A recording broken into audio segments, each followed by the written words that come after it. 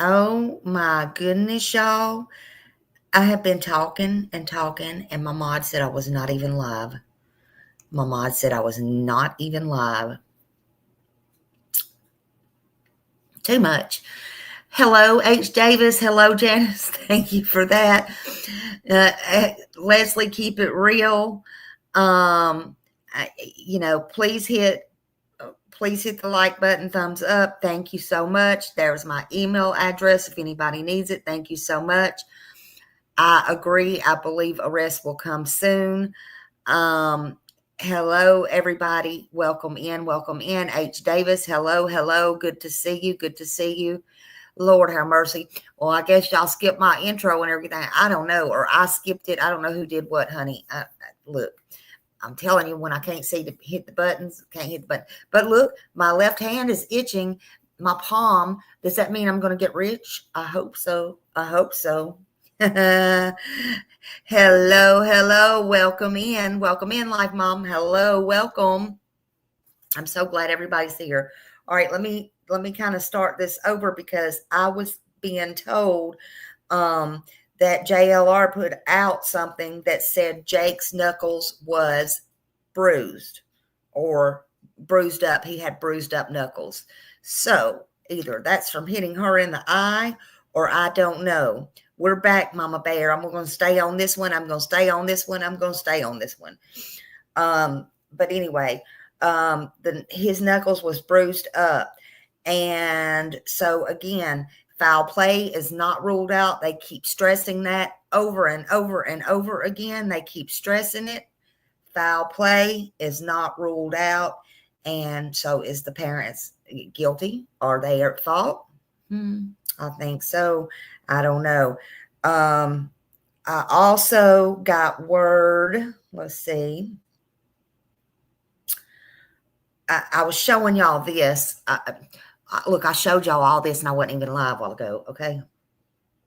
Ahmed Belloso on the tira here in the beautiful city of Cabazon. We were on the hunt for Emmanuel Haro, the 7-month-old infant who came up missing from the arms of the mother at the Big Five in Yucaipa, where police allegedly discovered some sort of blood on the... How you doing? Shout out to the Riverside County Sheriff's Department for, making sure that we are in fact okay. Getting back to our story, we have reached information that quite possibly sheriff's deputies may have found traces of blood. A canine may have found some sort of evidence pertaining to Emmanuel, and so sheriff's deputies are now trying to confirm that information and going for the permits needed to begin digging on the tira. Few questions have risen whether the baby was ever in Yucaipa at all. So I'm wondering too, was the baby even there with her? I've raised questions on that. I've been raising questions on that. I don't know. But I also was trying to tell y'all too, it seems like there was some confusion, or there may be some confusion. I just want to get this out here because I don't know yet. I have somebody that's looking into it for me. Okay, so the grandmother says they just buried a grandson last week. Okay, and he was 32 years old. Others say it was Rebecca's brother's son that passed away with the initials C and then Haro. And I have this person looking into it. Nobody can't seem to find an obituary or anything. So I don't know. But I don't know if, okay, so on GoFundMe last night, I was telling somebody, look, there's something, I was just looking up their names. There's something under a Jake Haro, which is the father, and he was in charge of this money, and allegedly some guy or some child or somebody had passed away, but I couldn't figure out if that was his brother or not. And we come to the conclusion, I said, I don't think it's them. Well, we're just going to go with it's not them right now. So I don't know about that, but I have somebody looking into all that for me. Who is this other person that died? That's what I want to know. Whose kid was it? Who was it? I found some interesting stuff while I was out too, and people's been sending me stuff. The grandma, she, again, we seen that, but she is saying, she interviewed with this guy yesterday, and she's saying, okay, that in the discussions, it's hard to really find information on Rebecca. Well, Rebecca has two names, but and it's the Beushausen.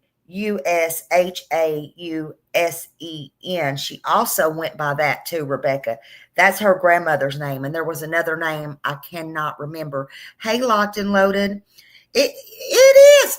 Look, that's what I'll be talking about. Some of these cases I look at and I go, but it don't make sense to me because it's just too, what do they get out of it? It's just too much. But these people are evil. They're just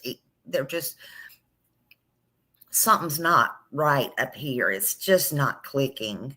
It's something, because that's just too much. I know we wouldn't do that, but if we did, it would be, look, I ain't trying to be doing all that. And then knowing you're probably going to take a chance on going to jail and all that stuff. And they are going to jail, but I'm just saying, it's too much. Why does people do that? It's crazy. I don't either, Leslie. I don't either. But anyway, so they're saying here, okay, this is what they're saying. So until you look at Mary Bashans, that's how I'm going to say it, because I don't know.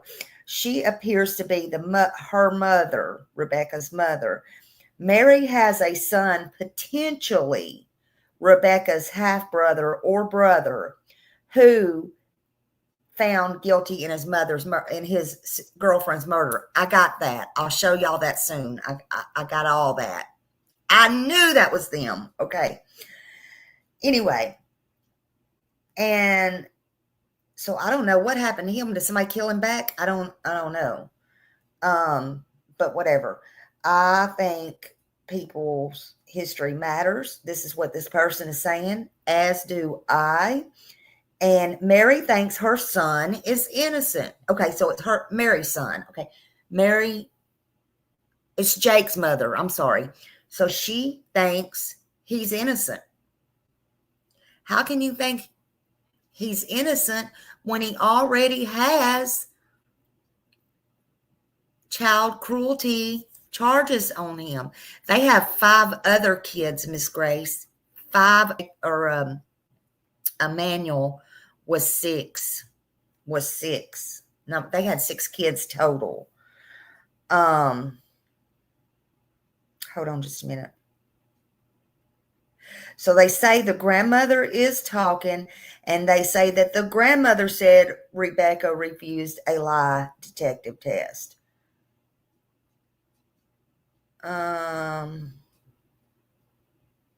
Okay, so I'm getting this. Okay, so the brother of Rebecca Horrow is currently serving 50 years in prison, which I got all that. Hopefully I'll be able to bring it up here soon.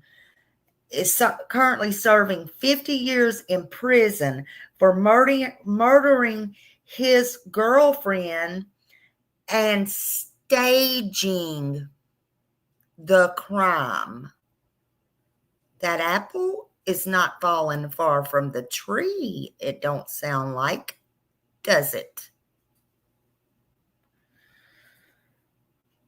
So there are similarities. Now, is this the brother? This must be, or is this him when he's younger? I don't know if that's the guy when he's younger or if that's the brother. I'm not sure, but that's what it said. Hold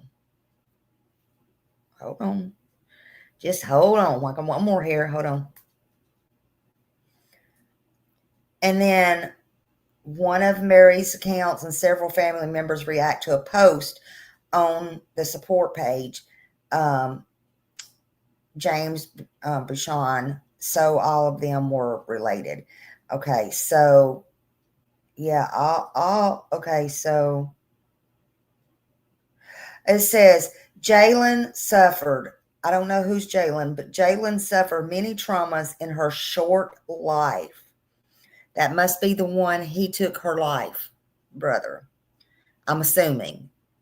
Don't hold me on that. When she was, well, this one's saying 2 years old though. They're saying a 2-year-old, Jalen. How many murders do they have in this family? Yes, keyword staging. Keyword staging. All right, this is another one, evidently. A 2-year-old died. Oh my God. The fact I was not allowed to be introduced at that trial. That was not allowed to be introduced in that trial. The injury was not informed that the two strongest predictors of S-side are a prior S-side attempt in family history also. And okay, so this is in the Justice for James Buchan's group. And then it has all the people, so they're all kin. So this is the right one. But what? Let me put it up here.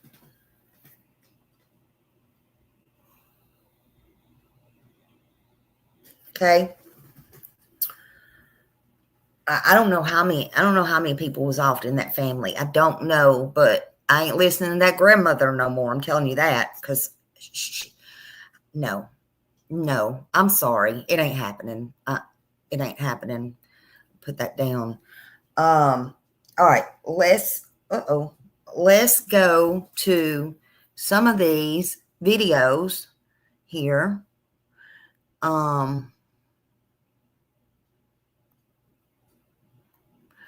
There's a lot of stuff out there and a lot of stuff learned. Okay, I want y'all to listen to this guy. And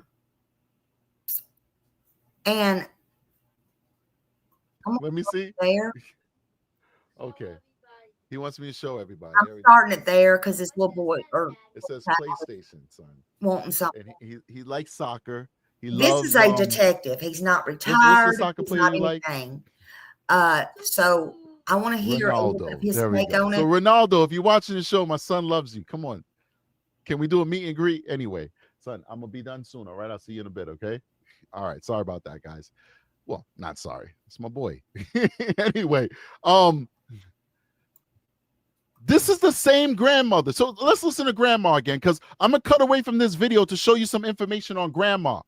And then we'll come back to the video. But I want to show you some information on grandma, because I'm one of those people of the belief that if up to him, true crime, the whole world has a problem, maybe the problem is you. And it seems like the whole world is victimizing her kids. Maybe the problem is not the world. Maybe the problem is your parenting and the monsters that you raised, grandma. But let's listen. Let's listen one more time. She says Emmanuel is her daughter's pride and joy. Heard that maybe that couple were just homebodies. The baby's grandmother is adamant the couple is in it. Oh, they would never hurt anybody. That couple, they're just homebodies. They're homebodies. Okay, let's talk about grandma. Okay, so this is her son, James Buchhausen or Bohausen. I don't know how to say it. That's some German name or something like that. This is the page that she is a part of, where her son was sentenced to 50 years in prison for murdering his girlfriend.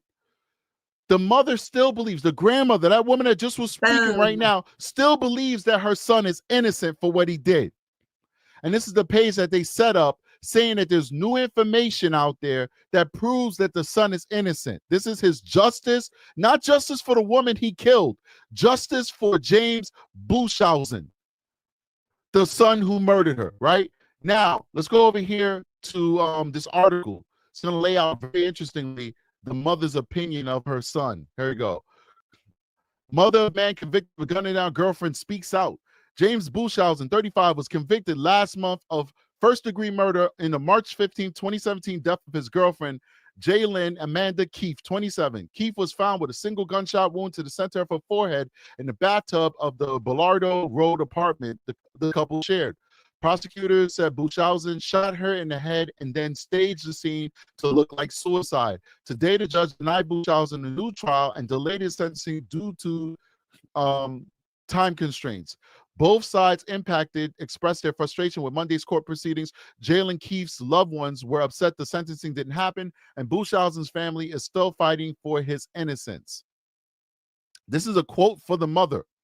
"I know my son is innocent, and I will continue to fight for him," said Mary Buchhausen. That's this lady, Mary Buchhausen. That's grandma. Let's get these subs off so you guys can see her better. That's grandma. She knows her son is still innocent. She's going to fight for him, just like she's there telling us that these were good parents. These were good parents, and they'd never do anything to hurt their kid. Let's keep going. She believes an in-depth look at Jalen's mental health was overlooked. During court, the prosecutors asked the judge to review a Facebook post from Buchhausen's brother, who has been allegedly harassing the victim's loved one. So this young woman is dead. His family, this shows the lack of class that these people have. These are classless people.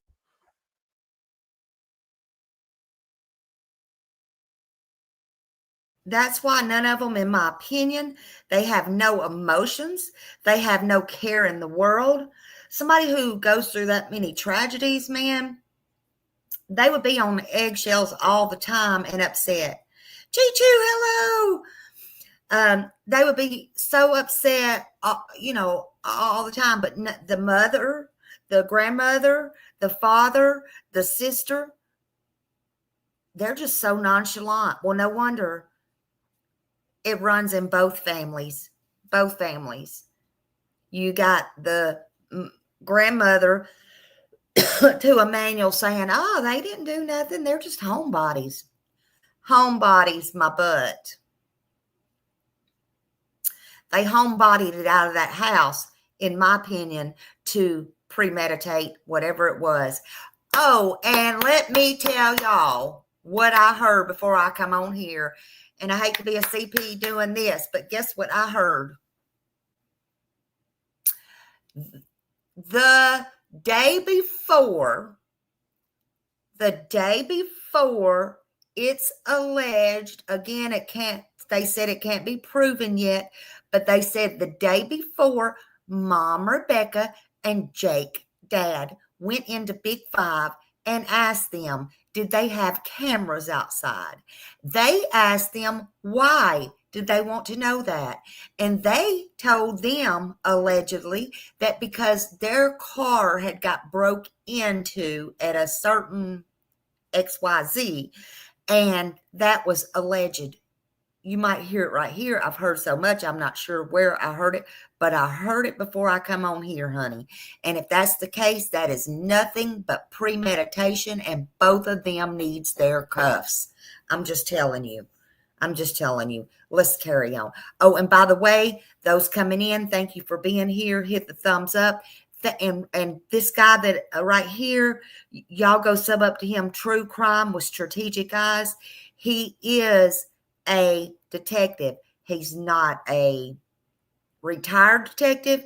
He's an active detective. So I'm listening to him. Okay. Hey, Andy, good to see you. Yeah. How are you going to go in and ask somebody they got cameras and then go there and do something? Look, I'm telling you, the world's the dumbest. I don't even know how to put it. I don't even know how to put it. Just saying. Let's go back and listen. Another brother. I mean, God knows how many siblings this lady has. Like, so maybe she has like 10 kids or something. I don't know. So another brother starts to harass the family of Jalen, the woman who James killed. And so the prosecutors then ask, like, hey, listen, we need to look into this because they're intimidating this family. Let's keep going. It's a felony. It doesn't do Mr. Buchhausen, our defendant, any good. If this conduct continues, don't be surprised if you find yourself in handcuffs, the judge said. The judge had to publicly admonish the family of the Buchhausens because they're so classless. They're classless people. The judge publicly rebuked them. Let's keep going. I was going to stand up, but I don't want to make it skeptical. I'm not that kind of person, but they're pushing me to say something, and I will. I will address the court, Buchhausen's brother said in response to the harassment allegations that were mentioned during the court. Wow, they were fighting for their loved one. They did not care. Listen to what the brother said. He's publicly admonished by the judge, and then he's saying how he was going to stand up and say something. He didn't care. According to Mary, the social media feud started with Keith's close friends, who in return are claiming the harassment from Buchhausen's brother continues in the courtroom. He did the hand signal, symbolizing a gun to his face, like pretty much blowing your head off. Kylie Hopkins, a family friend of Keith, said. That's crazy. He did that. So Jalen Keith died from a gunshot wound to the head that James Buchhausen is convicted of, and his brother, James Buchhausen's brother, is making that gesture to the surviving family and friends of Jalen Keith. They all need to be in jail. It's just diabolical, heartless, kind of like somebody who maybe allegedly might kill their own kid or cover up for somebody who's killing their kid. Boom. And then what? Pretend like somebody else did it? Come on, man. Runs in the family. Runs in the family. Let's keep going. The sentencing for Buchhausen is scheduled for October 1st at 9:30 a.m. at the Larson Justice Center in Indio. He knows he's guilty. They know he's guilty. She didn't kill herself. It's been a proven fact, said Lynn Hemphill, a mother figure to Jalen.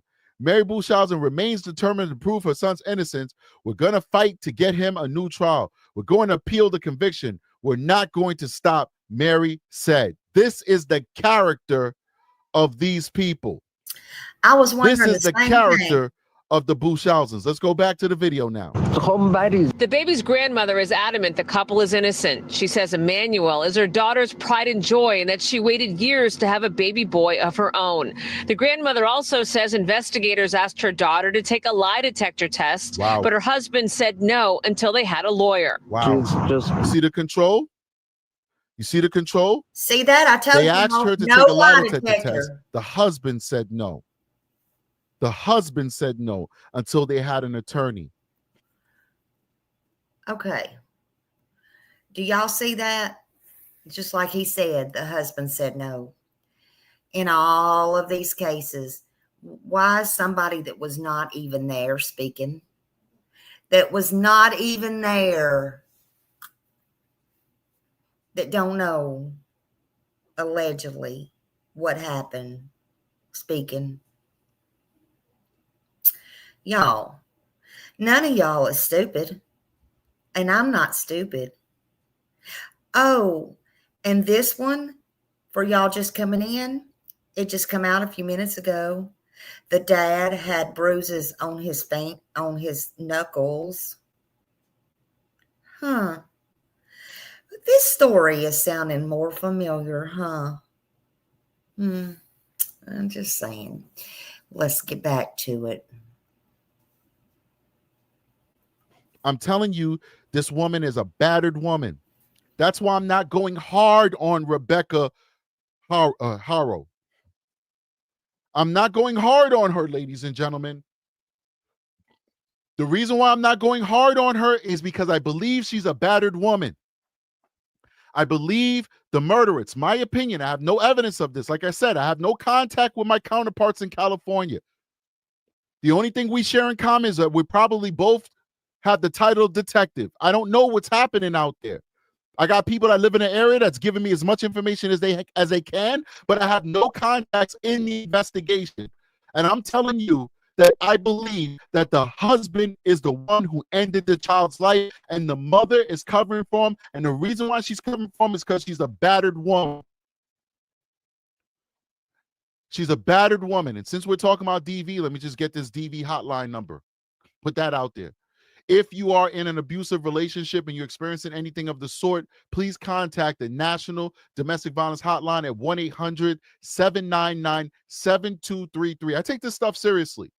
There's nobody forcing me to do that. I take this stuff seriously. 1-800-799-7233. Let's keep going. Before we get started again, guys, we have almost 900 people watching this stream right now. Can you please hit the like button? Support us so we can get into the algorithm so that we can get shown to a wider audience. YouTube is looking at it like, wow, there's 875 people watching this guy's stream right now, but he only has 230 likes. It must not be a good show. Y'all hit that like button, so we can get shown to a wider audience. Let's keep going. Hit it for Smiley. Crazy, you know, she can't handle it anymore. You know? She says her daughter is receiving death threats and her 2-year-old has been removed from the home as the search for baby Emmanuel goes on. Now, what did I tell you guys? I told you guys the moment yesterday before we got this confirming information, I told you guys that the moment the parents stop cooperating with police, that's when Child Protective Services is now going to have the probable cause necessary to remove the remaining children from the household. Now, this guy has like 5 kids. My understanding and my belief is that those kids are in the custody of their mother. Now, what I'm still trying to work out is I think that it's possible that the woman that he's alleged to have engaged in domestic violence with is that woman that he was at the football game with. You know, time heals all wounds. Maybe they've decided to reconcile and co-parent, whatever. And my understanding is that she was there with her new boyfriend. And he's there because he's the father of the teenager. And everybody's getting along. Holy crap. And then when the young woman left, Rebecca, and she went to the Big Five, that's when she called the husband, probably according to their plan that they made up. And she's like, yo, listen, the baby's missing, the baby's listening. He now pretends to be hysterical. We know how he pretends with the fake hyperventilating that we saw in these videos. And then the baby mama, the ex-wife, and her boyfriend is like, oh, okay, oh my God, your child is missing. We're going to drive you over to the Big Five because Rebecca took the car that they came in. So then they drove him over to the Big Five. But my understanding is, from what I'm hearing, the rumors that I'm hearing, these are unverified rumors, that when the ex-wife and her boyfriend were questioned as to whether the baby was at the football game, the answer is no. The baby was not at the football game. And once again, we got another representation of this missing flyer, missing kid. You guys know how terrible this is? So, if the baby was not at the game, what did the mom allegedly go home and just, oh, let me get the baby and we're going to go get the mouth guard? Are y'all kidding me? So from what he's saying, and he's a detective. He is not retired. He has no reason to tell anything but the truth as he knows it, as we all know it as it's coming out. But here's the thing. Let me tell y'all something. That baby was not seen at that game. I have wondered about that. This makes no sense. Oh, it makes sense. All right. Let's keep watching because we are learning a lot. Let's just keep on. There's no description of the child. There's no how big the child is, how much the child weighs. It says missing kid, like the baby's a baby goat or something. Let's keep going. 48 hours after his mother claims someone ran off with him. And we have learned tonight that the baby's father does have a criminal record, and the grandmother told us that investigators were out at the couple's home in Cabazon, searching the home with cadaver dogs and also digging up parts of the property. We tried to reach out to San Bernardino County investigators for any information on that, but they aren't taking any more questions today. Meantime, they are asking anyone with any information about this case, anyone with any information on the whereabouts of baby Emmanuel, to give them a call. And you can do it anonymously by calling 1-800-78-CRIME. All right, we appreciate that. This is good coverage. Really good one. Aki sent this one over. Big shout out to everybody who's watching the channel. We got over 1,000 people on the stream right now, so please do hit that like button, support the channel. Now, I want to clear some things up. So yesterday we spoke about Charlie, who was the nephew that passed away. We didn't know whether Charlie was a child, because obviously we just quite possibly lost a child in this family, or if they were an adult. So we got some confirming information. Yes, you do have to boil them out hard. From the research crew doing the great work that they usually do. Man, big shout out to the research crew. You guys have no idea how integral they are to the show. So this is Charlie. Charlie is an adult. Charlie allegedly died from a fentanyl overdose. Charlie is the nephew of Rebecca. So this is the Charlie. This is his GoFundMe. It says, our hearts are broken after sudden loss of our beloved son, grandson, father, and friend to the silent epidemic claiming too many lives, fentanyl. We hope to honor his memory and help others see the dangers before it's too late. Any support toward burial costs is deeply appreciated. All right. We should be able to see here's Jake Harrow. He gave $300. It says, there's no words to express how deeply sorry I am for your loss of your son. We are here for you, Rebecca and Jake Harrow. Wouldn't it be crazy that 23 days ago, oh my God, they left this money and these salutations or whatever to their extended family, and then 2 weeks later they killed their own kid. So even I'm saying kid, baby goat.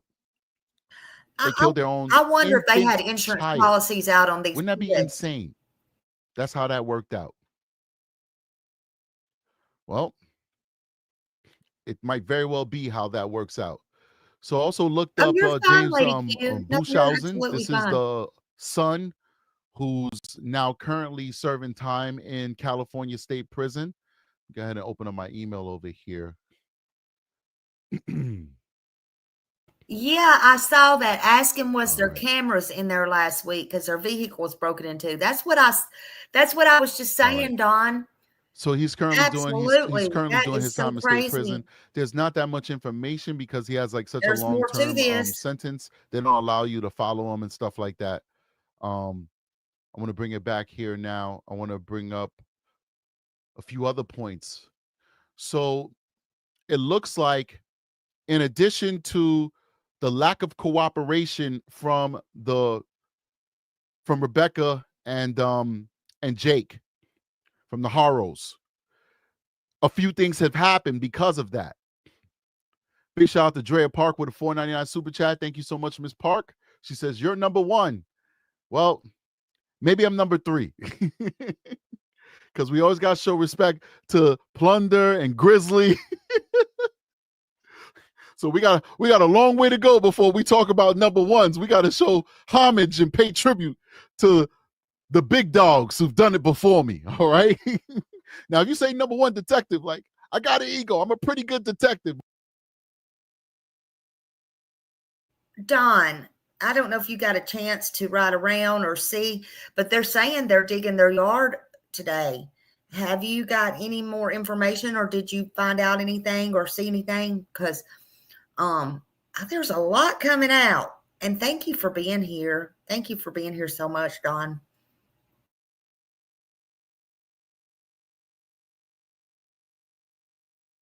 But when it comes to true crime, I'm still an infant. I'm still growing. I'm still a baby. I'm a toddler. Let's keep going. Thank you, though, so much. I appreciate you, Drea. You're so kind. I really do appreciate the support that you guys give me on this channel. Before I jump into this next segment where we talk about more stuff that's happening, let me make sure that I'm acknowledging everybody who's showing love. Big shout out to Yellowbird 619, who's now a recruit member of our membership. Thank you so much for joining us. What is this? Maybe it's like a okay, it's like a theater. It's a theater. So it's a theater. Do we have a street view on this? Come on. Make it make sense. I promise I didn't do it. That's his screen. Street view. Here we go. All right. So this is, so it looks like When was this photo taken? You also, when you do Street View, you got to look at when it was taken. This was taken. We'll look it up. Let's do Street View. Okay.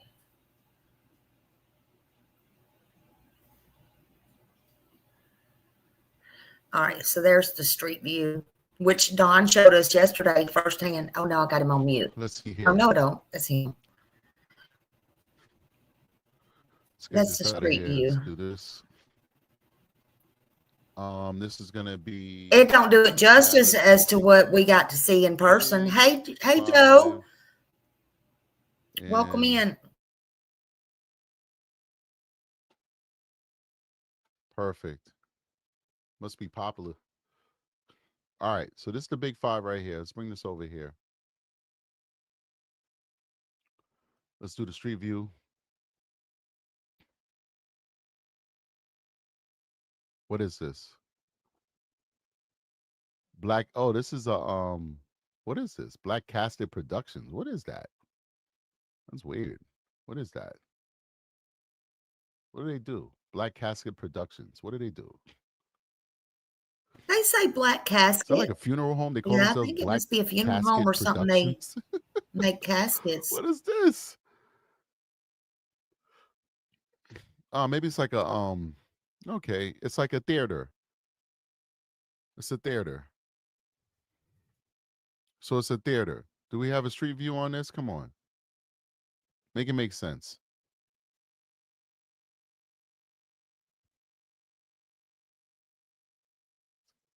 Street View. Here we go. All right. So this is, so it looks like, when was this photo taken? You also, when you do Street View, you got to look at when it was taken. This was taken in April of 2024. It looks like somebody has bought this up and already renovated it. So in April 2024, nobody owned this space. It was being rented out. Now, this production company appears to be the one who owns the space. It's possible they could have had video surveillance on this. Yeah, liquor store. The Big Lots has been closed for a while, so the Big Lots is actually closed. There's no surveillance in the parking lot. We know that for a fact. But whatever they have, they're not going to tell us. And the point of us going off on that side journey was for this point here. Get this out the way. The point of us going on that side journey is the fact that, hold on, where we at? Here. This article proves that they believe that the parents killed this kid. This is the proof right here. This is us getting insight into this investigation. They've proven to us in this article that the parents killed the kid. Why? Well, let's keep reading. On Saturday, Uvalde Foundation for Kids, a national child advocacy and violence prevention group, announced it was withdrawing its search teams and reward offer for Emmanuel. Hours later, the San Bernardino County Sheriff's Department confirmed investigators cannot rule out foul play in the child's disappearance. Foundation founder Daniel Chapin said troubling details led to the group's decision. Troubling details. Mind you, the police have shared information with them that they have not shared with us in confidence because they work hand in hand and the police don't want them to waste their resources unnecessarily. So he can't tell us what he knows, but he's telling us through his words because words have meanings, right? Words. Oh, yeah. And I want to tell y'all also, guess what I saw? There was a $5,000 reward, and that reward has been stopped. It's been taken away. Uvalde, I think, is the one who put it up. I could be wrong on who put it up, but they stopped the reward. I'm telling y'all, there is arrest coming. No Amber Alert. The reward went out. Now the reward was stopped. That's big, y'all, in my opinion. They know. They know.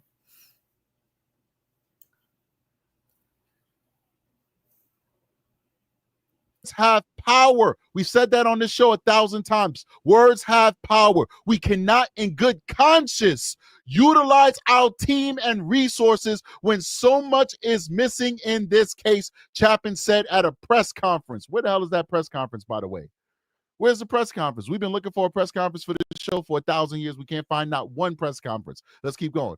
Of particular concern to us lies within the inconsistencies in the details and the sudden decision by the mother to end communication with law enforcement and our team originally prepared to help. Tell me, what parent would do that who was missing a child? Something is not right in this whole picture. This is the CEO / president / chairman of the Uvalde Children's Foundation telling us, a person who specializes in finding missing children, a person who specializes in advocating for children against violence. He's telling us something's not right with that mother and that father. What else do you need, ladies and gentlemen? Something's not right in this whole picture, quote, end quote. According to the foundation updated release, inconsistencies in the mother's account, her refusal to continue communication with investigators, and her lack of response to the group's inquiries were key factors in ending their efforts. The foundation also disclosed they had uncovered a past abuse case involving the child's father. Now we're one of the few people who broke that. We're one of the few people who broke that right here on this channel. Those documents are available on the Patreon. That the father had a violent past. They're gonna wish it wasn't just the abuse, the cruel and malicious conduct against a child. It was also his drug convictions, his gun possession, a felon in possession of a gun charges, resisting arrest, traffic citations. This guy is a perp. He's a criminal. Let's keep going. Raising further questions about Emmanuel's overall welfare, the sheriff's department confirmed Saturday that Emmanuel's mother, Rebecca Harrow, stopped cooperating after investigators confronted her about inconsistencies in her original statement. In a written statement announcing the update, officials said detectives are unable to rule out foul play in the disappearance. Deputies initially responded Thursday evening to a report from Harrow, who claimed she was attacked by an unknown man outside a retail business on Ukaipa Boulevard and knocked unconscious while changing her baby's diaper. When she awoke, her infant son was gone. Despite extensive searches by deputies and canine units, Emmanuel has not been located. Give me 1 second, guys. What's up, buddy? You okay? When I was looking for my ball under the chair, me and Mommy found out. Oh my gosh. Wow. I don't know where we got this from. I'll see you in a second, okay? I know. That is so funny. Soon, son, soon. I know, buddy. I got to end this soon, guys. My son wants my attention. Aki's like, we're talking about something serious. Well, you know, Aki, your nephew wants my attention. What do you want me to do? Okay? I'm not going to ignore my son like these people do. Not for YouTube, not for anything, okay? So a couple more minutes, guys, and we'll call it a day. All right, after I give you all this information, I'm not going to cut you short. I'm going to give you all this information, and we'll call it a day, all right? Let's keep going. Guys, can you please hit that like button? We have almost 1,200 people watching this live stream.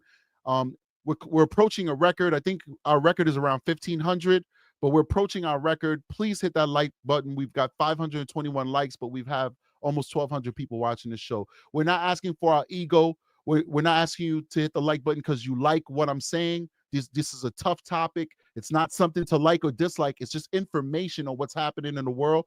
We're asking because that's the only way for us to be put into the algorithm so that our show could be shown to a wider audience. And the last thing I'm going to ask is that there's going to be a lot of people who are watching this stream right now. It just popped up on their stream for the first time, and they're not subscribed to the channel. You don't have to pay for a subscription. Just go right below my ugly face, and hit that subscribe button.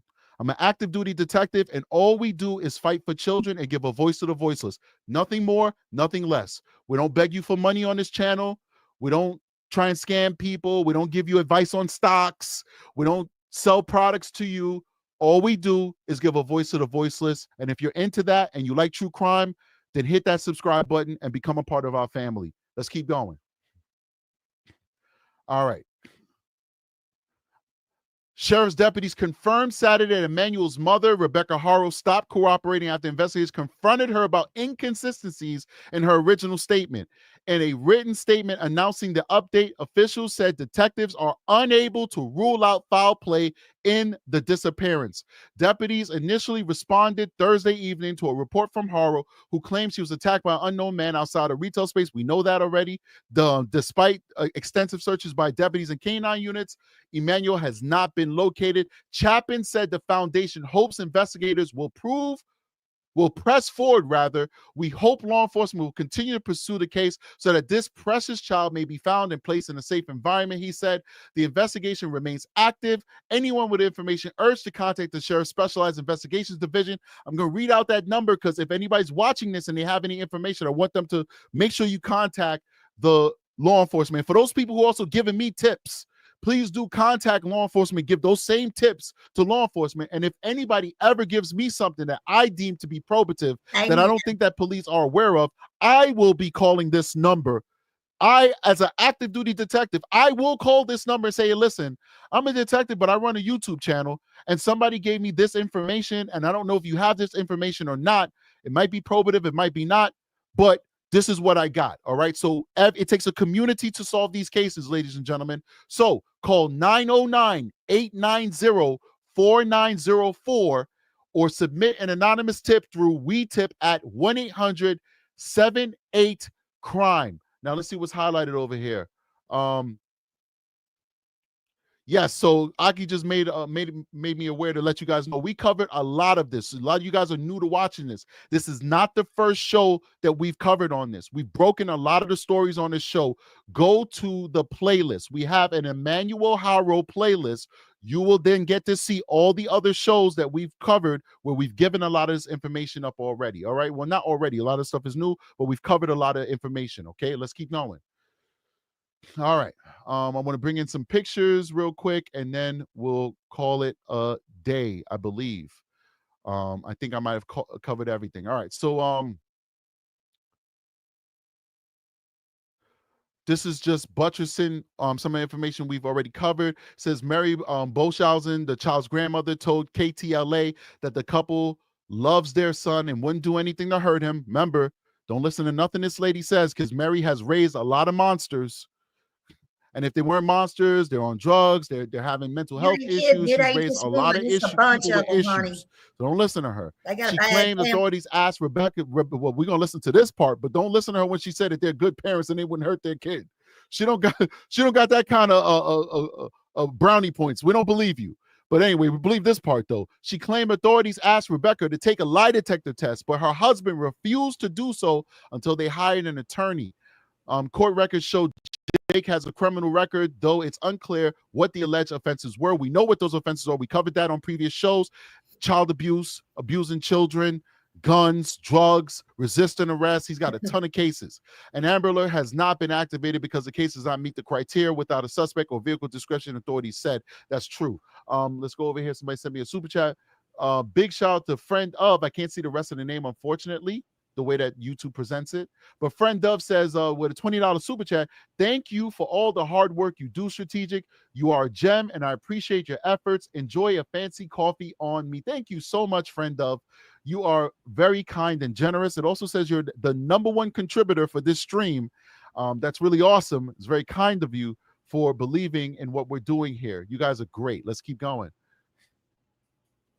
Friends and family began a search effort Friday night. On Sunday, Boschhausen said authorities had searched the couple's Cabazon home and reportedly brought cadaver dogs. See? They put the search warrant. This is how we do a search warrant. When I do a search warrant, I do search warrants like maybe 6 to 8 times a year. I'll do a search warrant on a home. Most of the time, I do search warrants on like phones and social media and stuff like that, like weekly. Like every week, I'm before a judge swearing out a search warrant for like phones and social media and bank accounts and phones and all that stuff. But a search warrant of a house, that'll happen like maybe 6 to 8 times a year. And so when we come to the door, this is what we do. Search warrant! Do. Search warrant. So they did a search warrant on her door. They did a search warrant on her house, and apparently they brought the cadaver dogs. They had to convince a judge that they believe that there's a high probability that there's going to be evidence related to this case at that house and possibly a body. That's how serious this is. Rebecca and Jake Harrow pleaded for their son's safe return. Whoever took my son, please return him. Jake said, we just want him back. We won't do anything to you. Just give us our son. Keep him safe. Don't hurt him. Make sure you feed him and change him.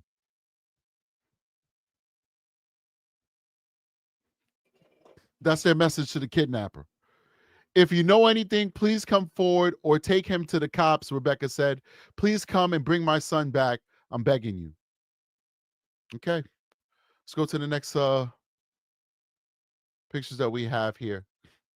We covered this one already. This is part of that article where the mother is caping for her son. And this next one over here will be the quote that we covered. It says, I know my son is innocent. I will continue to fight for him. This is for James Bochausen. It's for James Bochausen, the son who murdered his girlfriend and got 50 years in prison, serving that time in California right now. I know my son is innocent. I will continue to fight for him, said Mary Bochausen, James' mother. There's new evidence. There's a lot of new evidence. See? Somebody said that there's a 2.7 son earthquake or no son, I definitely have now. to question, I hope you guys are okay. Praying for you guys. Let's keep going. All right, let's make sure that we got everything before I get out of here. There's always so much to cover that sometimes we miss things. I guess we'll do it in a later show, but we try and give you guys as much information as possible. So bear with me. Give me a second. I want to make sure that I've covered everything that I intended on covering. I'm going to bring it over to me. All right.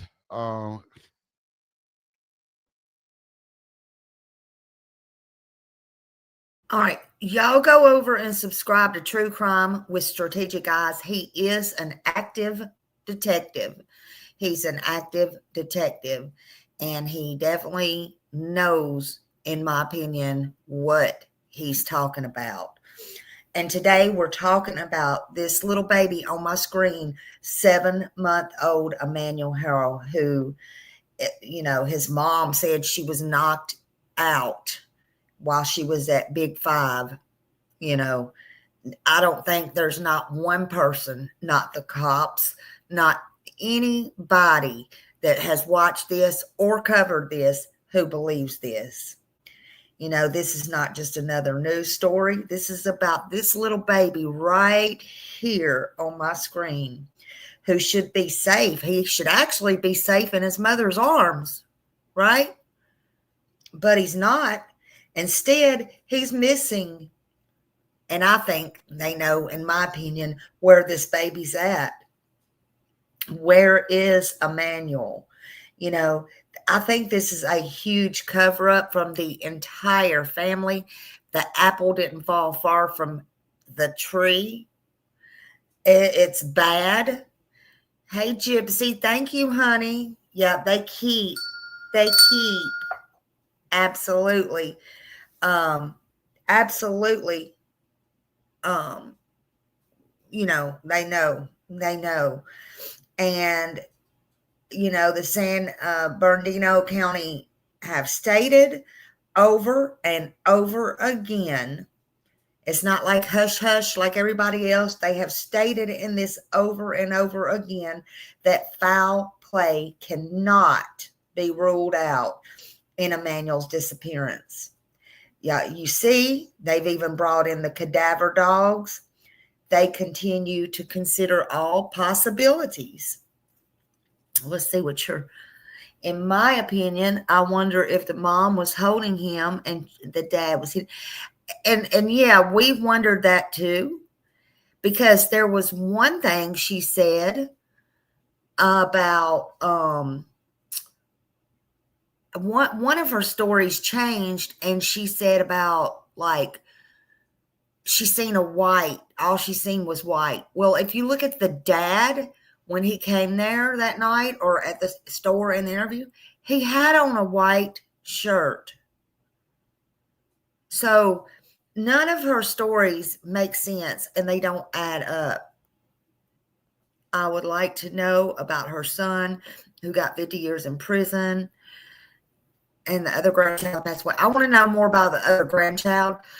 I got the information on the son in prison, but we're going to go over that. Girl, you got to know I'm not in order. So as soon as when I get to it, I don't know. I got it here somewhere.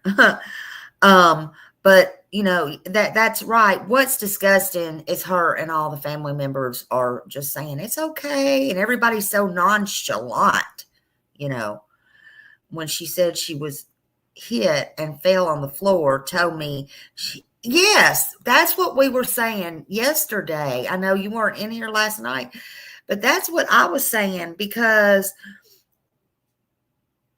I would even in my panic. Now, some people in here said they would say floor, but listen, I just wouldn't, even in a panic. And y'all know I panic sometimes. I wouldn't call it a floor. I would just say concrete, pavement, that right there. I don't know, but floor, I think she's telling half truths. You know, I think she's telling the half truths. Hey, Lorraine, good to see you. Yeah, the father was wearing a white shirt that day. Sure was.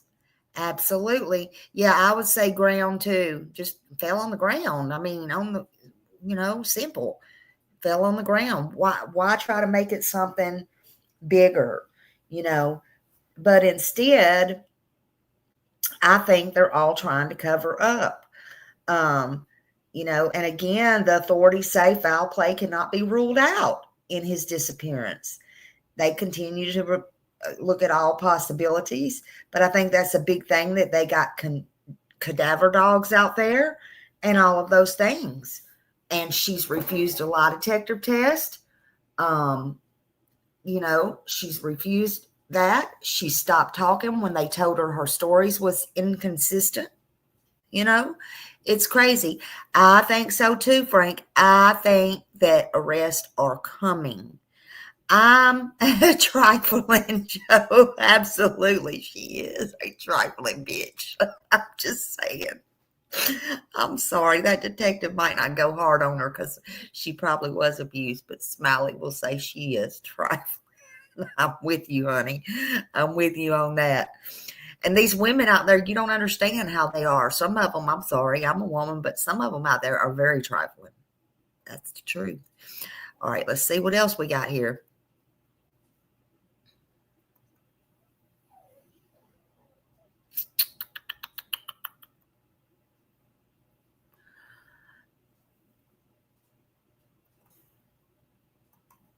I might have got that fixed. I don't know, because that's from Facebook. Let me get back to it. You know, most people. All right, guys, I brought you the story yesterday up there in Yucaipa, California, about Rebecca and Jake Hayro. Their 7-month-old child. They're saying that somebody snatched this child, knocked her out, snatched this child while she was trying to change the diaper. She went over to the Big Five, parked in the parking lot to go get a mouth guard. You know, first of all, mouth guards, you know, most people, when you buy those, you got to soak them in hot water in order to get them to mold to that child's teeth or anybody's teeth. So I don't know how she was going to just buy one and just put it in her mouth. It would cut his mouth up. But anyway, I find it kind of strange, you know. She only bought the baby with her, not any of the other kids. She only bought the baby with her. And I believe that this baby was already deceased. That's my opinion. And I'm going to ask again, were there any cameras? Was there any CCTV footage? There's plenty of cameras at that little complex right there. Now, I had noticed a lot of comments and stuff regarding Jake. His name is Jake Mitchell Hayro. And they were saying, you know, some things. They were beating around the bush a little bit. But look at what we found out about Jake Mitchell Hayro. Back in 2018, apparently he hurt a child, willfully hurt a child. He was just convicted to 48 months in 2023 for hurting a child, willful child cruelty. He served 48 months. He basically just got out. So I strongly think that they both did something to this baby. One, this baby looks like it has some issues. You know what I'm saying? The baby's never looking at the cameras. If you look at all the pictures and stuff, one. And two, just looking at him and everything, you know, something is wrong with this child. Another thing that stood out to me was when she was doing her news interview, She said she heard a stranger's voice, and she began to say, and the stranger said, and then she jumped from that and went on talking about how she got knocked out. I just woke up. Let's do it again. I got him out of the car seat, and I laid him down and so I could get his diapers ready. And somebody said, "Hola," and that's all I remember. And I saw white, and a hearing sound. I fell on the floor, and I said, as I got up, I couldn't find my son. I checked all around my truck. I got a feeling that they're going to end up arresting both of them. I got that feeling because the milk stinks and the water stinks. I'll bring you more as soon as I find out more.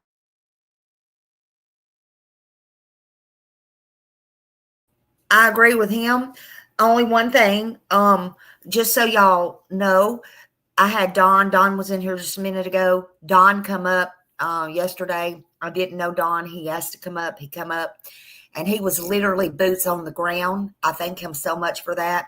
He went around every single place there was to go, and there was no cameras except at the receiving door.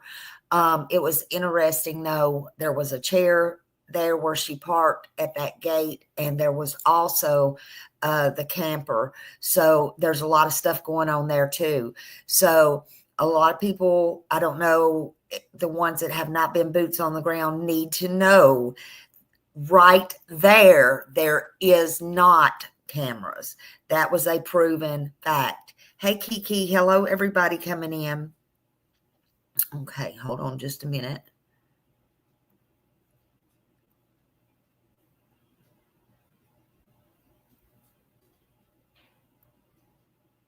Oh, no, we already saw that. Hold on. Oops. Sorry, we already saw that one. I apologize. Hold on.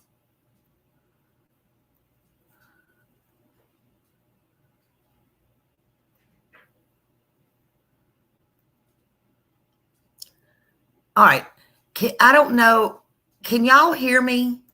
Can y'all hear me when it's up like that? Because I don't know how to stroll it unless it's all the way up. Can you hear me when I have it up like that?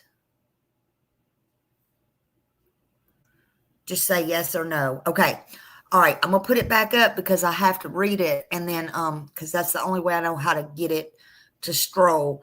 And I want you to, see this. This is about the girlfriend and the murder of what happened. Okay. And y'all have been asking for this. So hold on. All right. Mother of man convicted of gunning down girlfriend speaks out. James Bushon, 35, was convicted last month of first-degree murder in the March 15, 2017 death of his girlfriend, Jalen Amanda Keith, 27. Keith was found with a single gunshot wound to the center of her forehead in the bathtub of Beldrow Road apartment the couple shared. Prosecutors said Bushon shot her in the head and then staged the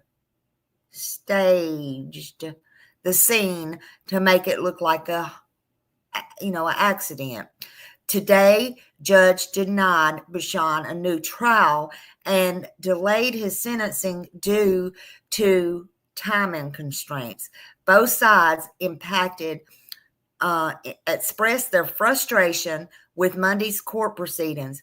Jalen Keith's loved ones were upset the sentencing didn't happen, and Bushon's family are still fighting for his innocence. I know, and we're talking about this grandmother here, I know my son is innocent, and I will continue to fight for him, said Mary Bushon, James's mother. That's Jake's brother, see. There's new evidence. There's a lot of new evidence. She believes an in-depth look at Jalen's mental health was overlooked. So they're going to try to blame it on the victim's mental health, okay? During court, the prosecutor asked the judge to review the Facebook post from the Bushon's brother, who had been allegedly harassing the victim and the victim's loved ones. It's a felony, and it doesn't do Mr. Bushon, our defendant, any good. If if this conduct continues, don't be surprised if you find yourself in handcuffs, the judge said. I was going to stand up, but I didn't want to make a skeptical. I'm not that kind of person. But they're pushing me to say something, and I will. I will address the court, Bashan's brother said. That's Jake's other brother, in response to the harassment allegations that were mentioned during court. So he was going to stand up and be a badass, okay? He has a big mouth on him, in my opinion. Sorry. According to Mary, that's the grandmother, the social media feud started with Keith's close friend, who in return is claiming the harassment from Bashan's brother continues in the courtroom. He did the hand signal symbolizing a gun to his face, like pretty much blowing your head off, Kylie Hopkins, a family friend of Keith, said. The sentencing for Bashan is scheduled for October 1st at 9:30 a.m. in the Larson Justice Center. He knows he's guilty. They know he's guilty. She didn't kill herself. It's been a proven fact, said Lynn Hempel, a mother figure to Jalen. Mary Bashan remained determined to prove her son's innocent. We're going to fight to get him a new trial. We're going to appeal the conviction, and we're not going to stop, Mary said. So that is that information. What do y'all think about that, honey? So that happened. And I say that mother, like I said, I have 4 boys. I'm sure y'all all have kids. I have grandkids. I would sure hate to know that one of mine did something, and I would stand by them. You know, like my mom said, you hate the act, not the person. You always, I always feel you stand by them even when they're wrong. I've told them that. But when it comes to something serious like this, you have to step back and take a look, because this is bullshit. It's bullshit. And you got your other son, excuse me, lady, you have your other son in there making pew-pew gestures and all the things. You got people threatening these people on Facebook and all the things. You got your other son standing up talking about what was going to say and going to tell the judge in the court because blah, blah, blah, blah, blah. I mean, yeah, Andy, what a lovely family. Now, I don't know, and I would not show it on here anyway. I just wouldn't. I don't know if it was the right Facebook or not for Mary Bashan, but what I saw, because there was like 3 or 4, and she could be just this lady that has lots of aliases, lots of Facebooks, and be just, like I said, the apple don't fall far from the tree. But there was one picture in there that somebody, I couldn't even tell if it was a male or female, to be honest.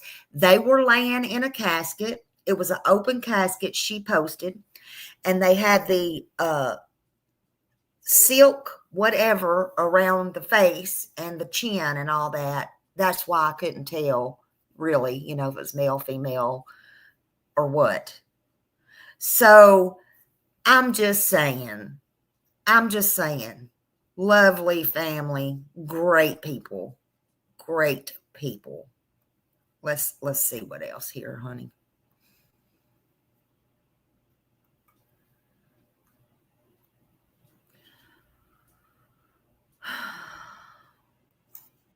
And this is Hidden True Crime. And right now, an alleged child abduction is gripping a community in Southern California. And we have everything you need to know right now. Even though they're the scariest to think about, non-family abductions, meaning a child is taken by a complete stranger. They're actually the rarest type of abductions. According to the National Center for Missing and Exploited Children, they make up only about 1% of reported cases. And most of the time when a child goes missing, it's a family member behind it. But if you're the parent of the child who vanishes into the hands of a stranger, those statistics don't mean much. One case is one too many. And I would say a parent's biggest fear.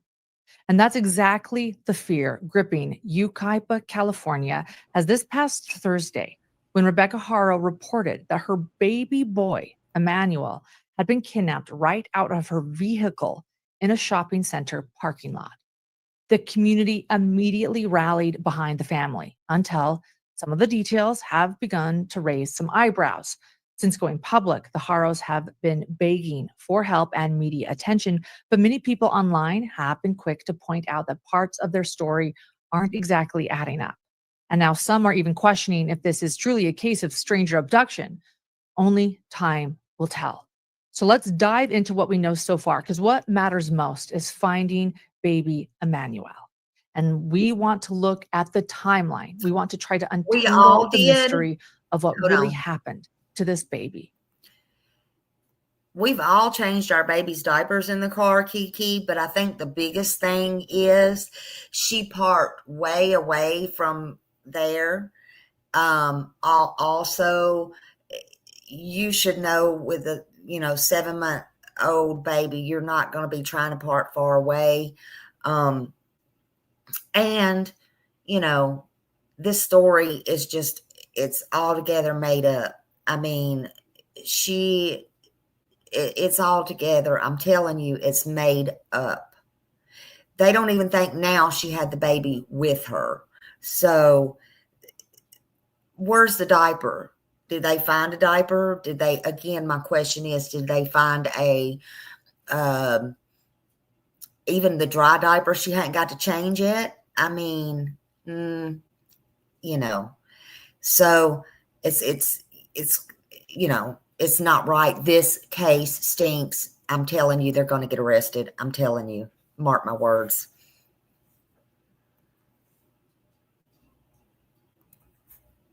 And hopefully bring him home safe. On August 14th, 2025, Rebecca Haro and her husband Jake took 3 of their 5 children to the park for football practice when one of their sons realized he needed a new mouth guard. So Rebecca decided to make a quick trip to the sporting goods store. She brought their youngest, 7-month-old Emmanuel, along for the ride. She drove over to the Big 5 Sporting Goods on Yucaipa Boulevard, just 10 miles east of San Bernardino. Yucaipa is tucked in the foothills of the San Bernardino Mountains and known more for hiking trails and beautiful scenery than violent crime. However, like most places, there are some areas that are known to be a bit more rough around the edges than other parts of town. Nonetheless, Rebecca says that when she pulled into the parking lot, she realized Emmanuel needed a diaper change. She parked, got out of the car, and laid him down next to his car seat while she reached for the diaper bag. And that is when she claimed she heard a voice say, "Hola." Before she could even turn around, she says she was struck from behind and knocked unconscious. When she woke up, dazed and with her eye throbbing, Emmanuel was gone. Rebecca says she frantically looked around the car before running into the Big 5, begging for help. She asked an employee if she saw someone with a baby before calling 911. And after that, deputies from the San Bernardino County Sheriff's Department rushed to the scene, even deploying canine scent dogs in hopes of finding nobody baby was with Emmanuel. her, Andy. Officials immediately launched an exhaustive search for baby Emmanuel and whoever might have taken him. But there wasn't enough information to issue an Amber Alert. Instead, authorities released flyers with Emmanuel's description. The baby boy was described as weighing about 21 pounds, roughly 24 inches long, with brown hair and brown eyes. He was also noted to be cross-eyed, and the last outfit he was seen in was a black Nike onesie. By the next day,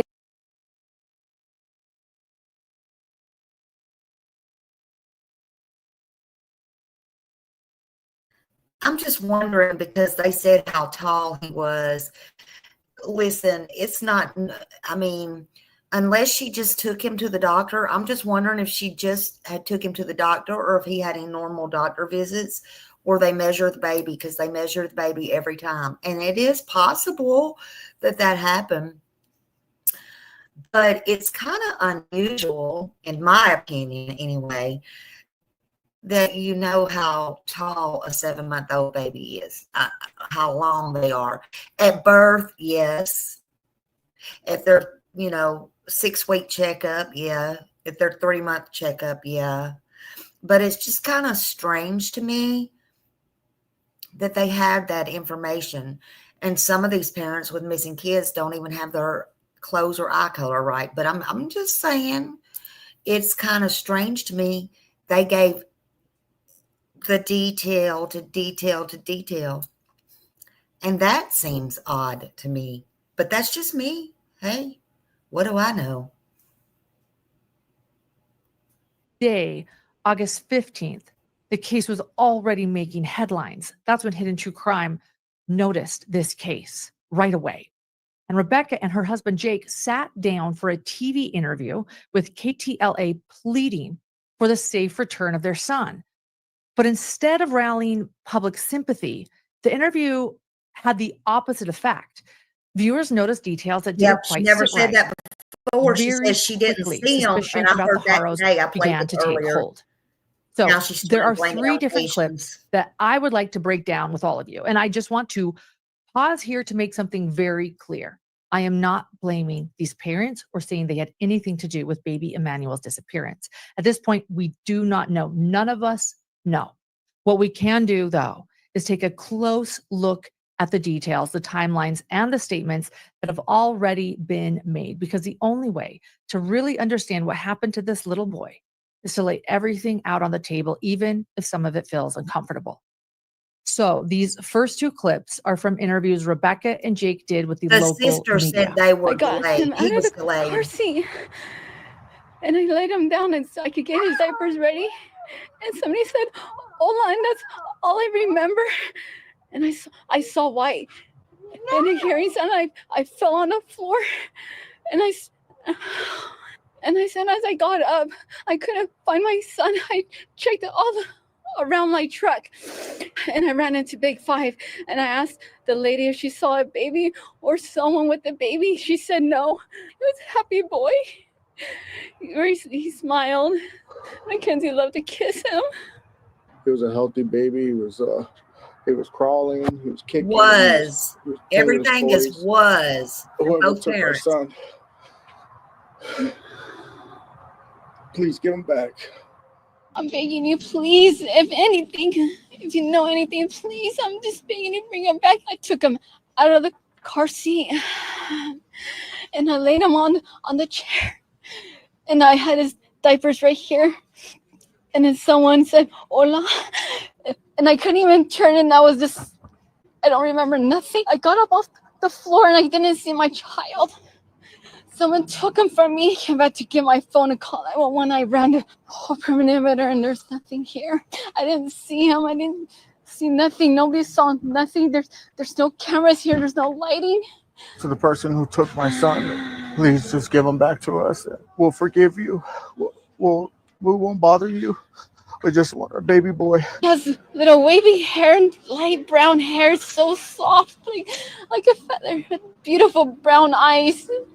Beautiful baby, energetic, very playful, very happy. Don't hurt him, and please feed him. Take care of him. Please don't hurt him, and protect him, and just bring him back to his parents that love him. A lot of people online are commenting on the Harrow's demeanor in these clips, but I'm not going to spend too much time analyzing them personally. I personally think Rebecca looks exhausted, and honestly, it was about who wouldn't be in this situation? PM. No one knows what they would do in this situation unless you have been in this situation, and I hope no parent is at this moment. Nonetheless, some online commenters are pointing out that they don't see tears, while others argue that the couple did not seem emotional enough for the trauma that they are going through. The truth is, whenever a child goes missing, parents are kind of damned if they do and damned if they don't when it comes to talking to the media. In the last case we covered, Jaden Spicer, people thought it was suspicious that his parents didn't do a TV interview. But when parents do go in front of the cameras, every word they say and every expression on their face gets picked apart. Everyone processes trauma differently, and there really isn't a right or wrong way to present to the public. So instead of speculating on how they came across, I want to focus on the details of what they actually said in that interview. For starters, many outlets have reported that Rebecca was attacked from behind. But when you look at her during those interviews, she has a pretty significant black eye. And to end up with that black eye, she would have either had to have been hit directly in the face or hit her eye on the way down to the ground. In fact, in another video, Jake's sister Esme specifically says Rebecca was struck in the face. So she realized that he had went to the bathroom on himself. Of course, he's a baby. And she laid him down in the back. Her back was turned. She was about to change him. She was getting everything prepared. And she...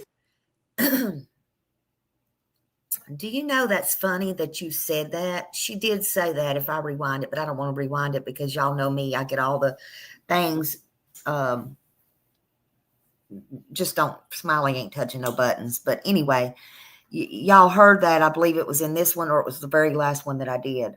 Shit, all my stuff's running together. But anyway, she did say she laid him down in the chair. Did she mean the car seat? Did she mean a chair at home? But it's funny that you should say that, Andy, because Dawn that come up on my panel yesterday that was boots on the ground there walked around where she was parked. And right there was a fence. You can get through the fence, but right there was a fence. And I don't know if y'all saw it or not, but there's a chair. We don't know if somebody was standing on the chair. If she had the baby, she handed the baby down. We don't know any of that, but that was pretty interesting. That was my live last night, and that was towards the end. But Dawn was gracious enough to be boots on the ground and come in here and come on my panel and show that. And it's interesting that she did say chair, right? Why didn't she just say I put him in the car seat? Again, everybody does something different and says stuff different. Lord knows I don't talk like nobody. But, you know, it's just strange. I'm glad you brought that up because I wanted to get that out. Thank you. Felt like a tap on her shoulder. She turned around and all she heard was a tap on her shoulder. Before she could even see this person, acknowledge this person, whatever the case may be, he socked her in the face, and she ended up blacking out. He knocked her out, and she fell to the floor. And next thing you know, as she came to, she woke up. She was looking around for the baby. The baby was gone. But I haven't actually heard Rebecca say that herself or have seen this reported anywhere officially. And another piece of the puzzle that's missing, no one has given an estimate of how long she was supposedly unconscious. On top of that, plenty of people have pointed out that her black eye looks much older than just a day old. And that was when the interview was conducted. That black eye, again, would have been just a day old.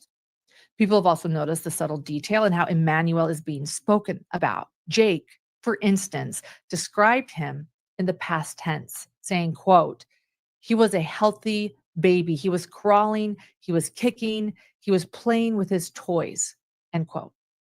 Whether intentional or not, referring to Emmanuel as if he's no longer here only fuels speculation about what really happened to this baby boy and whether his family already knows more than they're letting on.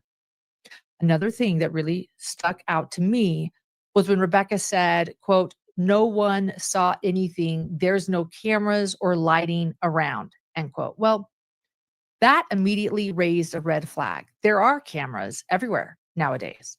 I thought surely at least one nearby business or security system would have captured something. The Thank you for suspect, being the here. attack Enjoy itself, it, a honey. getaway vehicle, anything. So I pulled up Google Earth, and what I found is interesting.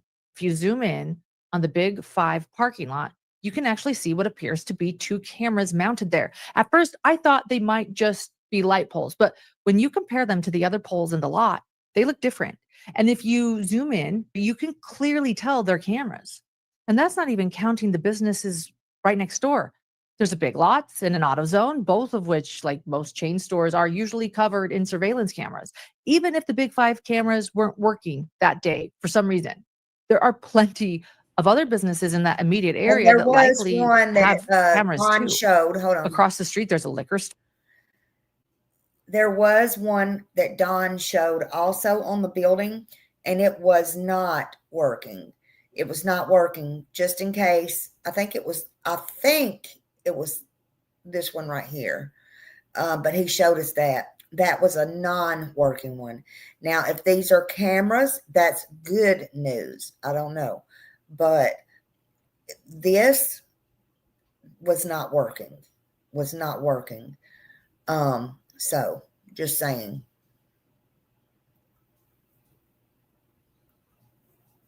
Store and a gas station, both of which appear to have surveillance, and even the traffic lights at the intersection in both directions are outfitted with cameras.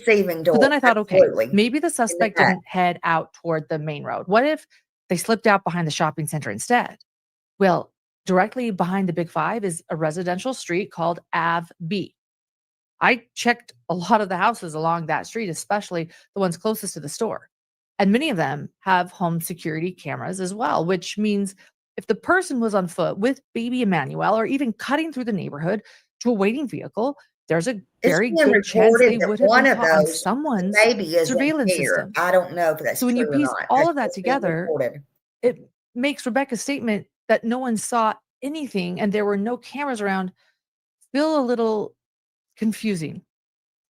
And I'm sure detectives have been working hard behind the scenes, canvassing the area and asking for any surveillance footage that might have captured what really happened that day. But here's where speculation comes in. Some people believe officials may have already collected surveillance footage that either contradicts Rebecca's version of events or shows something entirely different. The theory is that investigators are letting Rebecca continue telling her story publicly while they quietly build their case in the background. And that might not just mean looking at the Big 5 parking lot. They could be going all the way back to the park where the Harrows said they started their evening. Were there witnesses who actually saw baby Emmanuel at the football practice?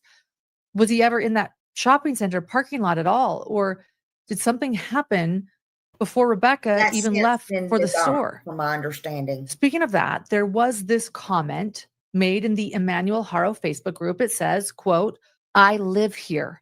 Many witnesses already have told police she did not have the baby at that football field," end quote. So hopefully more information comes out about that detail sooner than later. And all of these questions become even more pressing when you start looking into Rebecca's husband, Jake, and his background, which might suggest that theory isn't so far-fetched. Many media outlets are reporting that Jake has a history of child abuse. And according to court records, and look, the paperwork is a little messy and honestly kind of confusing, but here's the gist. He was first arrested back on October 12th, 2018, and then a few years later on October 5th, 2021. Prosecutors actually filed a charge for willful cruelty, which makes it look like he was picked up at first, then released, and it wasn't until years later that the official charge came down.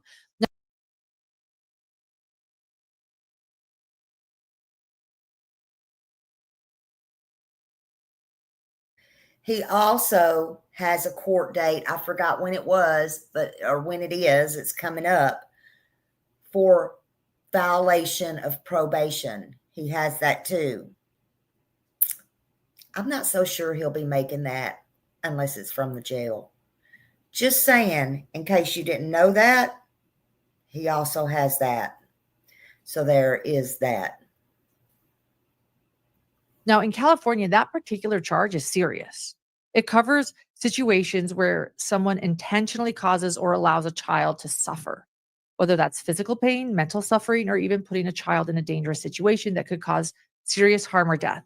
The punishment can range anywhere from up to a year in county jail all the way to 6 years in state prison. And after those charges were filed, Jake posted bond, a $35,000 bond, just before Christmas in 2021.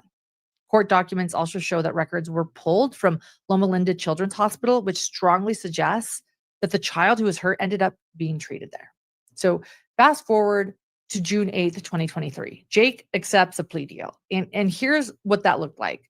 6 years of prison time, but it's suspended. Instead, he gets 180 days in county jail.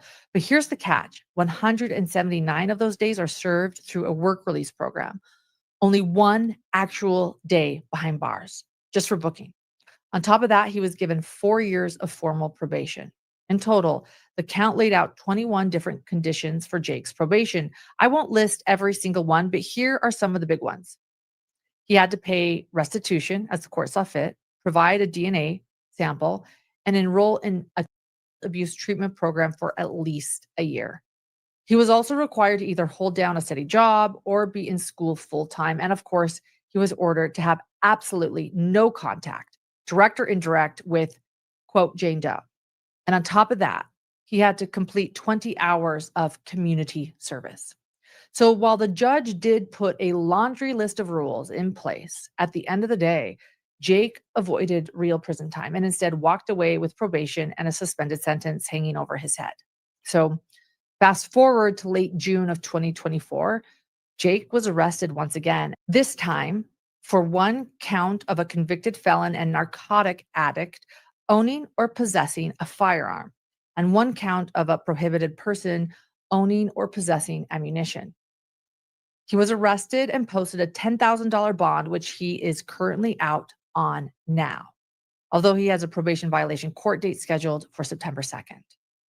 An alleged former co-worker of Jake has since posted on Facebook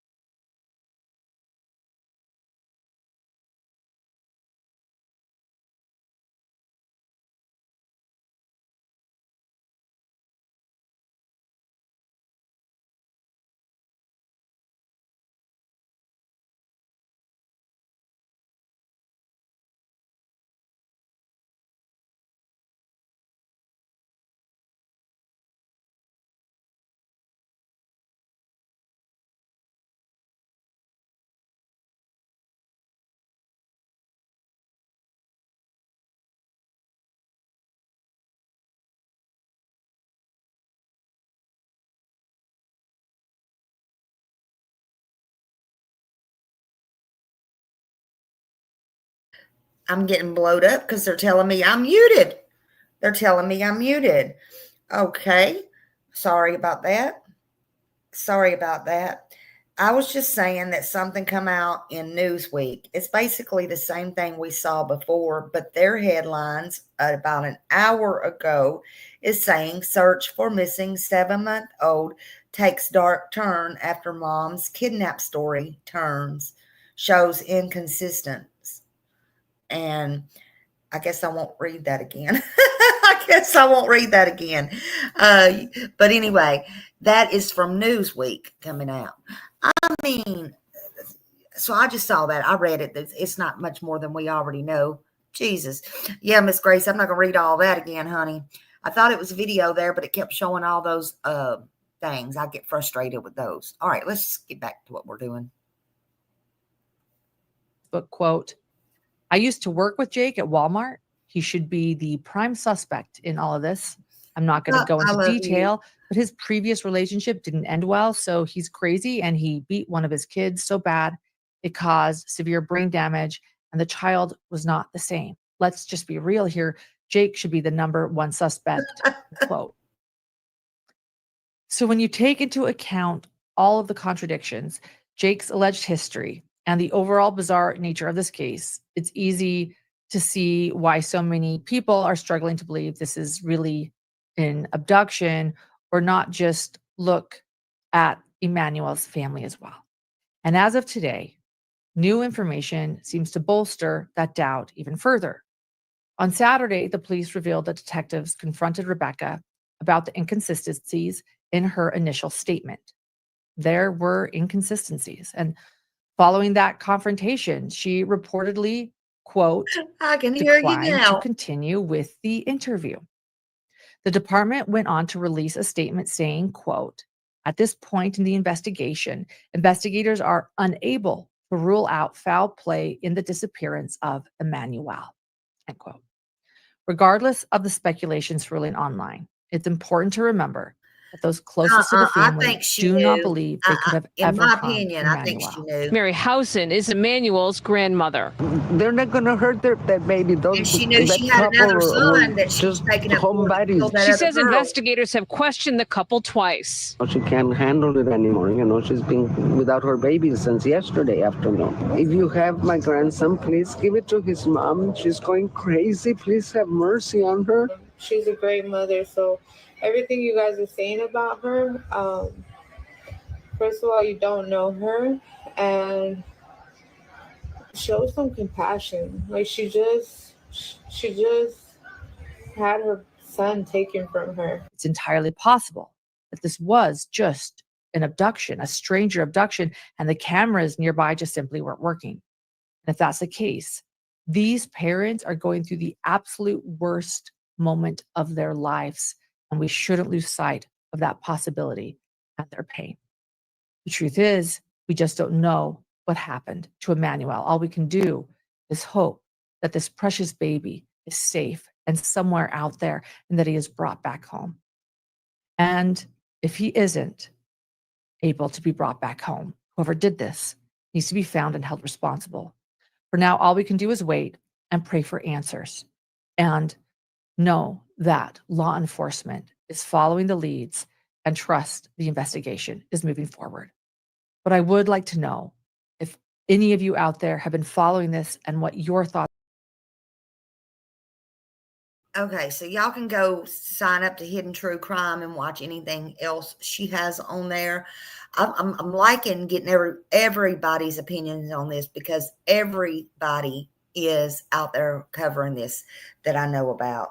And so I like getting all the opinions on it. There is, like I said, the cops are saying they're pretty sure it's foul play. And I'm not muted now. Can you hear me now? Can you hear me now? And let's see. Hold on a minute. Okay, let me take that down. All right. So anyway, they're saying it's foul play, but they got good reason. There's inconsistencies in this mother's story. Not just her story. I'm going to be like everybody else. the stories she's told. Let me be clear. And investigators have identified several inconsistencies in her initial statements. During follow-up interviews, when she was confronted, she refused to continue. She didn't like being confronted. Why stop talking? If you know your story's true, so say like I did something and the police look, I don't think your story's true. You have inconsistencies. Look, I might be respectful. I might stop talking for a second. I might cuss them out. I might get mad. I don't know what I would do, but I know this. I would calm down, and then I would continue to talk with them respectfully, because I would have nothing to hide. That's just the way it is. Now, you can get upset when somebody tells you you're lying all you want to, especially if it's the cops. But then you take a second and you come back to your right mind. Your child's missing. You're going to talk to them. The cops are all you got to help you, period. That's right. The math is not mathing. They had the search efforts out there, the canines. Now they got cadaver dogs. There's no trace of him. Although it was reported earlier today, they may have found blood. I don't know if that's a fact or not a fact, but that's what I heard before I come online. Uvalde Foundation, they stopped, and they also pulled their $5,000 reward for his safe return. In my opinion, when you start pulling rewards and saying, no, we ain't doing no reward, honey, they know that there's foul play and that these stories are not adding up, in my opinion. They withdrew their support very shortly on concerning the story that was being told by the mother and all of her certain lack of communication. So they know, just like the cops, they're pulling that reward. They did pull it. And that canceled reward, that speaks volumes to me. I think, in my opinion, many will be arrested soon. And again, Jake's father, or Emmanuel's father, Jake, he has that criminal history, a 2023 conviction of willful child cruelty. And he's facing a probation violation right now as we speak. Wonder what he did to get that violation. They should have locked his ass up and kept him locked up, in my opinion.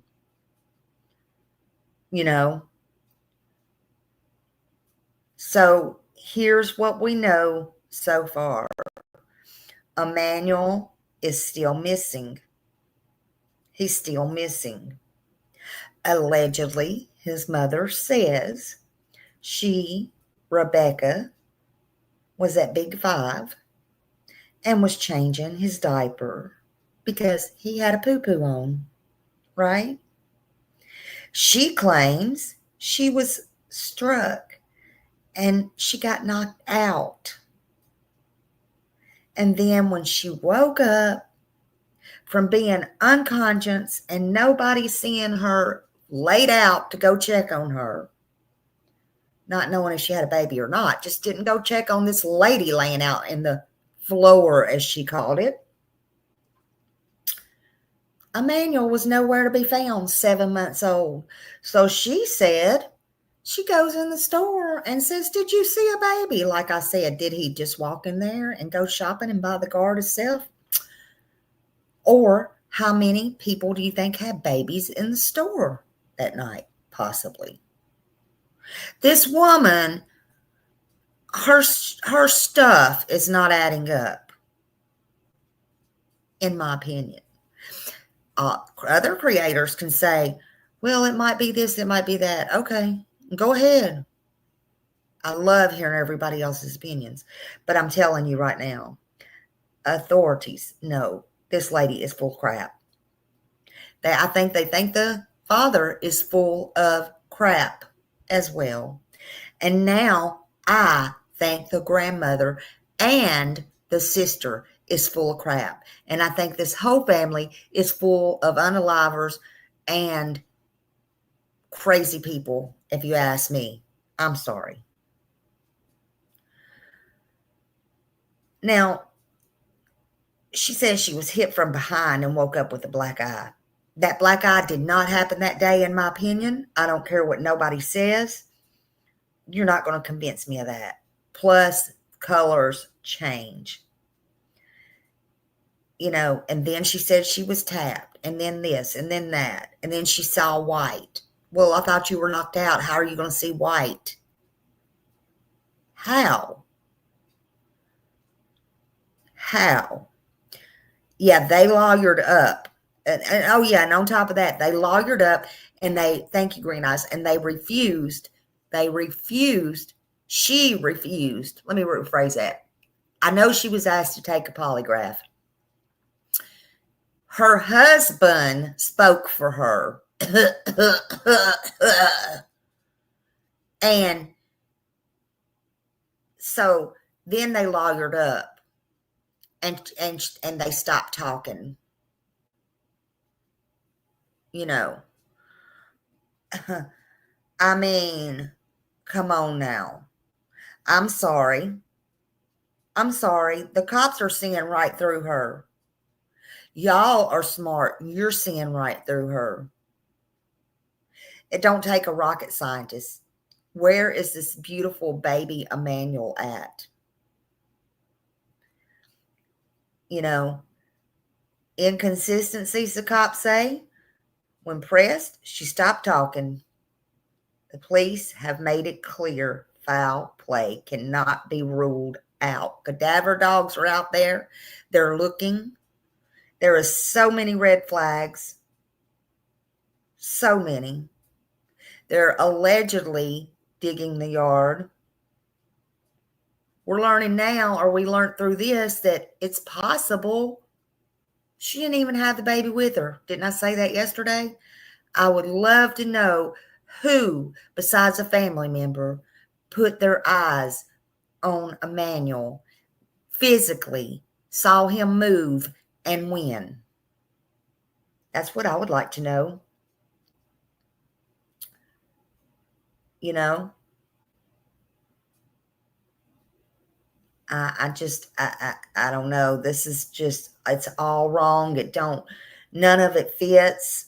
I don't care what you do to this puzzle. None of it is going to, nobody's going to complete the puzzle because it does not, the pieces don't fit. The cops know what's going on, and somebody's going to have to be arrested, in my opinion. If you're a parent or a grandparent or an aunt or uncle or just somebody there, just a neighbor, and you feel this in your soul, everything that we've talked about, this story, you may not even be on here. You cannot let this go if you know something. I would love to hear from neighbors. But if you know something, you have to call it in. Let the police know. I pray anyone that saw anything will tell everything and anything that they saw and when the last time was they saw this baby, 7-month-old baby boy. You know. Oh, and on websleuths.com, I can't confirm, but on websleuths.com, it says the grandmother, again, herself refused a lie detector test. So the grandmother said that, and that's now in the media, of course. But there's a bunch of stuff on websleuth.com. You know, I don't know, y'all. I don't know what's going on, but I know it's not right. I think arrest will be coming. That's what I want to know by any doctor too. That's what I was saying a while ago. How did they know that the child was that many inches tall? You usually know that, okay, if a baby's newborn, you know it at, 3 months, 6 months maybe. But, after a while, especially with 6 kids, you lose count. You ain't measuring your child is what I'm saying. But they got the whole 9 yards. So did he either just go to the doctor or what happened? How do they know this too? Is that just another red flag? I don't know. Dawn says school just started back last week. And yeah, they would be on camera somewhere. Either her taking, that's a good point, Dawn. Either her taking her other kids to school, maybe having the baby in the car seat there. And all those things like that. So that is a good point. That is a good point. School just started back. And I'm anxious to see, even from last year, like how many days did they miss? Was the parents cooperative? I mean, all those things. I want to know it all. If anybody knows anything or wants to send me anything, please do. Please do, because I'm going to take another break. I'm going to let y'all take another break. It may be a couple of hours unless something breaks. I'm going to go outside and get some fresh air. I suggest y'all do too, honestly. This has been wild. And just know I really, in my heart, appreciate each and every one of you being here. I thank you. And again, thanks to everyone who's covering this story. And also that I am able to literally listen to everybody's point of view. Later on tonight, maybe, we might even have call-ins. And Don, he came up here yesterday. Don's always welcome to come up here. You're always welcome, Don. Everybody loved you. I'm just telling you. But we may do call-ins tonight. I may. I'm getting my other phone ready. So, yeah, this is heartbreaking. And, yes, I heard, again, I don't know how true it is. She has a baby that's 2 years old and it has been removed. Now, why did they not remove the other children? I don't know, because I don't know their ages. I don't know if it was something they gave the kids a choice on. I'm not sure. And I'm not sure if it's just because they can't prove right now exactly what's going on. But whatever it is, stay tuned. We're going to find out one way or another. We're going to find out. Everyone, please hit that thumbs up. You see, it wasn't just me. You heard it in all the videos. And it helps get the story out there. And I think this story needs to be out there. This is the wildest thing I've ever saw. But the main point is, in my eyes, where is Emmanuel? Good or bad? Where is this baby at? Y'all have a great afternoon, and I'll see y'all in a bit. Thank you. Thank you so much for being here. Love you all. Thank you.